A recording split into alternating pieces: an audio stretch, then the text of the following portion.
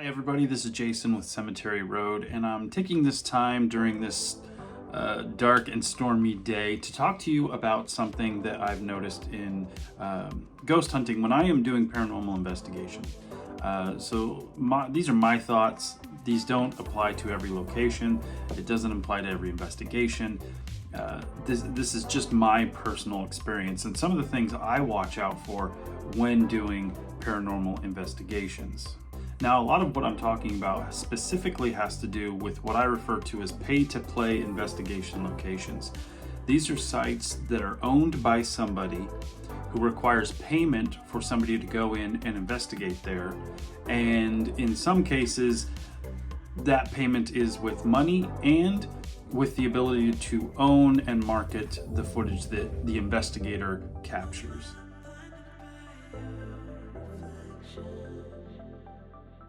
So with that, let's talk about the first problem of cost. And when I say problem, it means just the barrier in which you have to get through to do your investigation. The cost can be twofold. It can be money that you as the investigator will have to put forth in order to investigate this location.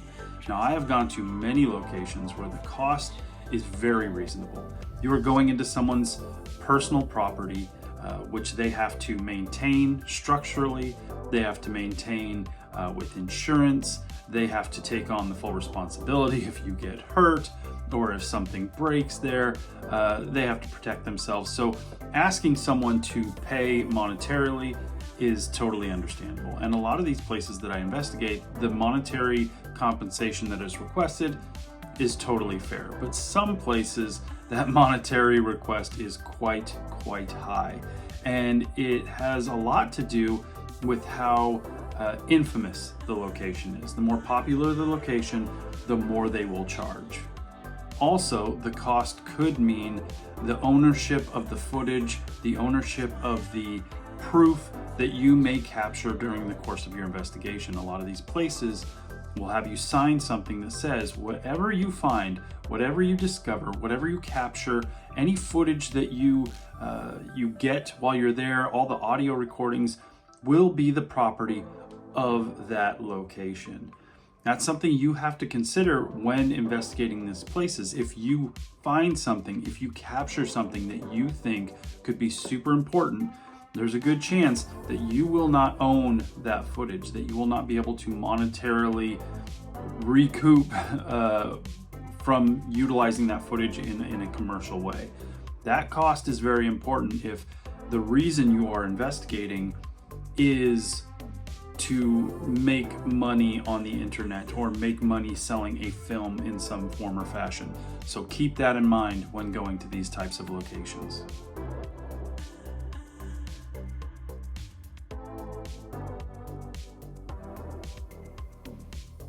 The second problem that I see with these types of location is control. As I said before, the control of your footage you could have signed away to somebody else just in order to be there for the night.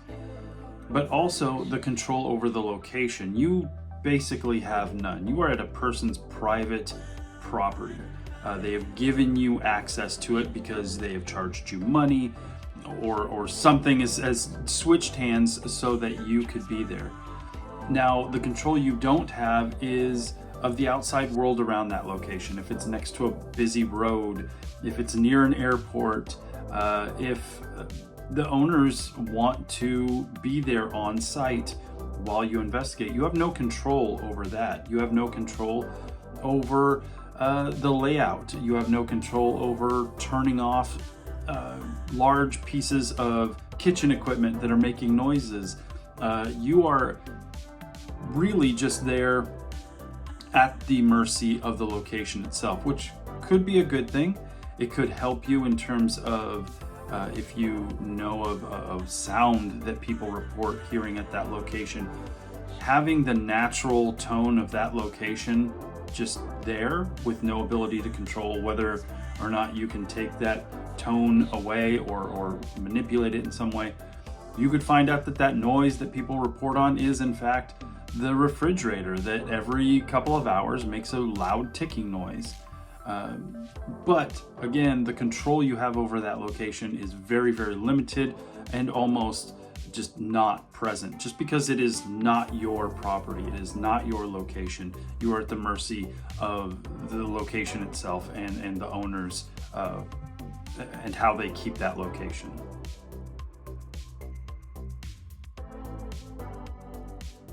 Another problem I see when you go to these pay-to-play type investigations is time. Now you may see that like, hey, I'm gonna pay you X amount of dollars and I get all night at the location. Most of the time you are not getting all night at the location. In your mind, you're like, I'm gonna be there from sundown to sunup. A lot of times, places I've been to are you're not allowed in the location until about 7 p.m. and then you have to leave at 3 a.m. That's not all night. And in the scope of a paranormal investigation, that is not a lot of time, because you have to take into effect, you have to go in, you have to explore the location, get familiar with the location, get all your gear out, get it set up, figure out how you're going to investigate, how you're going to document. If we're setting up cameras all over the location, if you're setting up audio equipment here, there, and everywhere to make sure you're covering the whole spot, that could take hours. That could take an hour, 2 hours, 3 hours. I know I've been to some locations where they require you to go with the owner on a tour of the location so they can point out where you can go, where you can't go, what is being said about this area of the house and what has been said about this area of the house or the warehouse or whatever it is. That could take up a lot of time. I've been on these kind of explorations where just the tour from the owner took 2 hours. That's 2 hours out of your investigation. Then it was 2 hours of setup. That's 4 hours suddenly missing from the time you had when you only had 7 hours to begin with. You have to take that into consideration, that you're not getting as much time as you may think. So be prepared for that.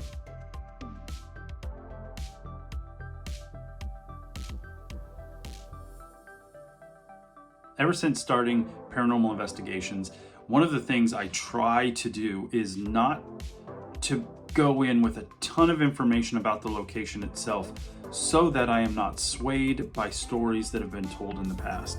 Now, do I want to know when the location was built? Do I want to know if people have experienced paranormal occurrences in this place?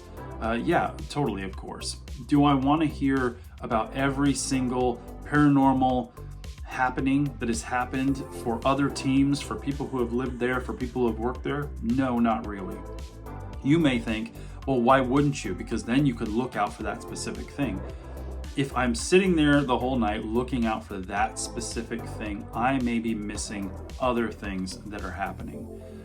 So I really want to go into a location completely fresh and let the location talk to me in whatever way it is going to. But also, a lot of these locations, they are historically known as a paranormal location for one reason or the other. And over time, those stories tend to take a life of their own. And it is really difficult in a lot of these places to determine what is fact from fiction, what is urban legend from natural occurrences. And so I don't want to be nudged one way or the other due to these stories. I want to just let the experience I have in that location be that experience so that I can document it, bring it out to you guys, and you guys can make up your own mind whether or not you felt it was unexplainable, paranormal, normal everyday wear and tear of a house. But I don't want the burden of stories that a lot of the times we cannot prove, we cannot disprove, to really mess with how I'm investigating that location. This is also why it is important to do your research after the fact. Go in there, find out the truth of those locations as best as possible to your ability, and keep that in mind when presenting your findings to the rest of the world.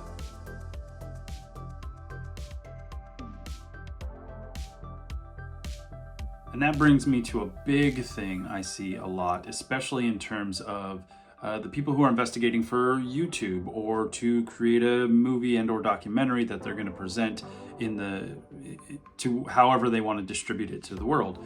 And that is the pressure of investigating some of these locations.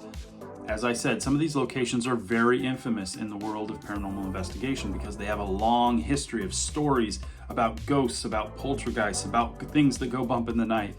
And if you are going in there and you are spending the money and spending the time to go to these locations that are rife with stories of the paranormal, and you don't get anything, which is totally normal. It's totally normal to go to these places, not experience anything.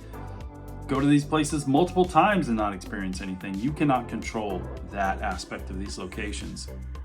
But the pressure is to produce something. The pressure is to go to these very known hotspots of paranormal activity and come out with something, come out with a story, come out with proof, a voice on a recording that could not have been there, something moving, a shadow figure in the background. The pressure is there to produce something for your audience. And I think that does two things. It could prompt you to produce it yourself. The pressure of needing to bring something to the audience could cause you to bend the rules a little bit in your investigation and bring people something that isn't authentic. But it could also burden you as the investigator to overlook things because you are pressured to bring something. So something may have happened. You may have heard a noise, but maybe you don't want to investigate that noise too fully because maybe you'll find out it was just a truck passing by. And it's more interesting and more profitable to you as a paranormal investigator to bring the unknown noise rather than we heard something, but it turned out it was a Ford driving by. So that pressure is real. And I really encourage people who are doing these paranormal investigations to go into these locations, have that experience, and avoid the problems of producing something crazy and fantastic for an audience if that's not truly what happened. So those are the 5 things that I wanted to talk to you guys about paranormal investigation at places that are what I like to refer to as pay-to-play type of locations. Now, that does not mean these locations are bad or that I'm telling you not to go investigate these locations. What I'm saying is keep that kind of thing in mind as you are making your plans to go to these locations, as you are in these locations doing your investigations, and really just make sure what you're doing is authentic, is true, and can never lead somebody to say, to question what you're doing is inauthentic.